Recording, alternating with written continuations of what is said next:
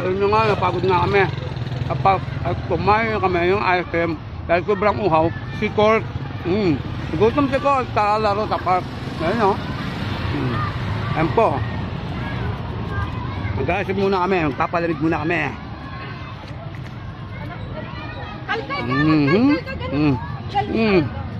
Tapos ibigay mo din sa lagay mo din sa ice cream.